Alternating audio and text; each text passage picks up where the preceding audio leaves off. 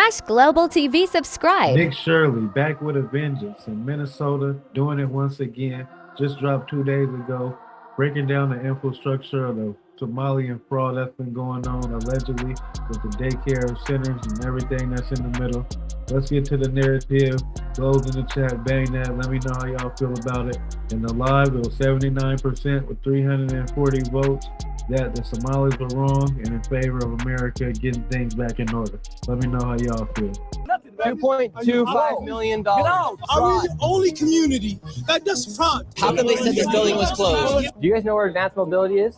Advanced Mobility? Yeah, we're looking for it. Never heard of it? They know we're shining the light on the fraud, and they have no defense. Would you like to see anybody in the government here held accountable? Most definitely, because there can definitely be an allocation of funds. The Minnesota fraud scandal continues to get worse and worse as billions of dollars of fraud has been exposed, and as I showed the world the blatant fraud taking place at daycares and other locations across Minnesota, it became the most viewed video expose on the internet and created instant change within the government as the Fed sent thousands of federal agents to Minnesota, and the HHS froze over $185 million in all payments to childcare.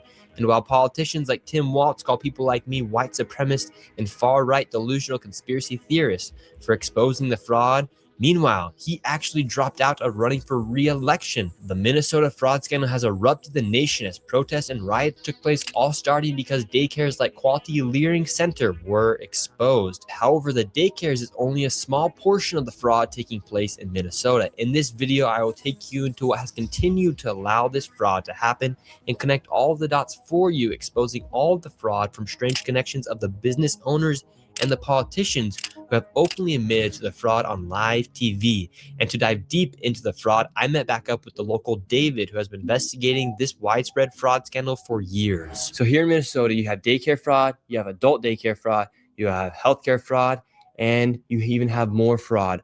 What's some of the fraud that's also taking place here inside of Minnesota?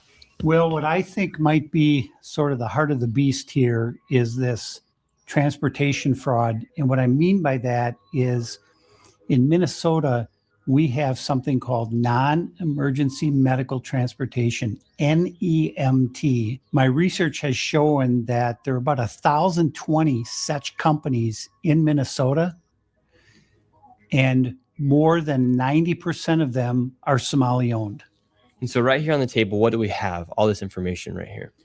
So I have a number of companies that are local here in the Twin Cities, and this is just a fraction of the companies that are out there. What I found was that the national average for a non-emergency medical transportation company is 20 vehicles per company. A lot of these companies, their address is an apartment, some are in a house, some are in a convenience store, some of them in a vacant building. There's no signage, there's nobody there. And so why would there be such a need for all these transportation companies here inside of Minnesota? So if you think of this transportation as the hub of the wheel, so childcare is a spoke, adult daycare is a spoke, autism is a spoke, the interpreter services, which we can get into, that's another spoke. It all ties back to transportation. Why?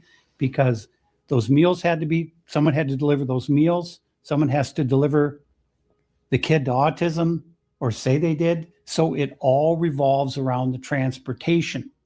And so when you're looking at this, you say, okay, well, let's just be conservative. Let's go on the low side. Let's say there are only 800 Somali-owned non-emergency medical transportation companies in Minnesota. Well, again, the average is 20 vehicles per company. So that's 800 times 20. And the way these NEMT companies are paid is if they bring someone to a doctor's appointment, whatever the case might be, or Costco or wherever they're going, because remember, it's non-emergency medical transportation. Well, we went to Costco because they have to eat or they'll die. So that's considered, right? So it's almost impossible to figure out from the outside what exactly the payments are for each of these trips, but I have a pretty good idea.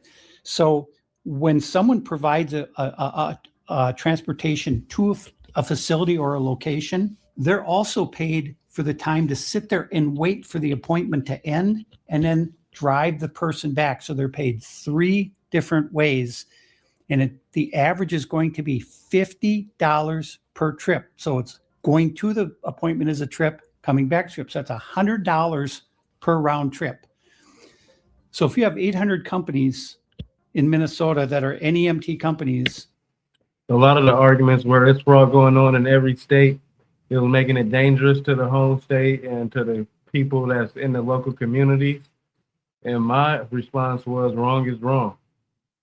Let me know if that's the wrong narrative, but any fraud where the money can be allocated to the right people and it's taking money, tax dollars away from the correct funds is a travesty. they all own 20 vehicles and they're all making 10 trips a day, and it's $50 per trip. So it's 800 times 20 times 10 trips times $50 a trip. Do the math. And the reality is, how many of these trips are being provided? 0. They don't have to provide any. Why? Because when they are paid by the state of Minnesota, these companies go online and they fill out a form and it just says, okay, how many trips, how many miles? They submit that electronically to the state and boom, they get paid. Nobody bothers to check. They don't call the dentist. Did this kid show up? They don't do anything. As soon as that form is filed with the state of Minnesota, that payment goes out immediately. And so essentially, these transportation companies are what hold all of the fraud together, because you have the daycare centers working with the transportation companies, the adult daycare centers working with the transportation companies, the healthcare companies working with the transportation companies. So it's just another way to bill and to also make it look like something's happening here inside of Minnesota. This is the belly of the beast. All of this fraud revolves around these transportation companies. All of it. This touches every part of fraud here in Minnesota. And today we're going to go confront these people. We confronted them last time. There was no kids in any of the childcare centers. And today, what do you expect to see? I think we're going to see some vehicles because, you know, when I drive around the cities here, I see these Somalis driving. Mostly it's like a Plymouth Caravan or whatever. And there's never, ever, ever been a passenger. And in 7 years, I've never seen a passenger in any of these vehicles. I've followed some of them. They're going to Costco. They're going to Sam's Club. They're going to Walmart. The driver gets out, goes in there, loads up a shopping cart, comes in, puts it in the van, and off they go back to where they live. And now we're going to go out and see what's happening with these transportation companies. And here's the other thing. Tim Walz and the Department of Human Service, you threw the people of Minnesota under the bus. Shame on you, and I'm coming for you. You heard it here first, David.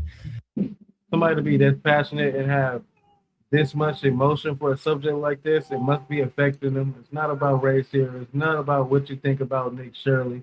Wrong is wrong, right is right. He's asking a question, and he can't flick a switch of the wrist and all of this stuff disappear. The numbers are the numbers, and the facts are the facts. Unless you're from out there, let me know if it's different. Let's go. So where's the first location we're going to? The first location is a company called Safari Transportation, Cedar Avenue South in Minneapolis. Us being from Africa, this is a constitutional argument. If you don't want us here, change the freedom of religion. Say, listen, you don't want Muslims in this country anymore. We're not saying that. No. We're not saying that. When I go Sir, onto we're your talking comments, about fraud. When I go onto your comments, my comments. what I see is people that say we do not want Muslims here. Kick every single Muslim in Minnesota out of Minnesota. That's a comment. You're preparing for the Somali community to maybe be taken to concentration camps, just like the Japanese community. All right, you're sensationalizing. No, we're not. All right, Sir, something that answer can the question. Where is the transportation something vehicle that can company? jeopardize Answer the question. The safety and the protection of the Somali community. We're talking about fraud. If anything happens to the Somali community, we're talking about fraud. I'm not doing anything. I'm not physically touching. You're getting very close. I'm not physically touching. No, I'm not physically touching. This is fraud. We're talking about fraud. You're defending fraud. When I go into your comments, you're defending fraud. People who hate Muslims Okay, want us out of here people can say for what they being want. Muslim. I'm not censoring anybody. Are using your material. Islamophobes, use your material. People who hate Islam, use your material. Say to us, we don't want you here.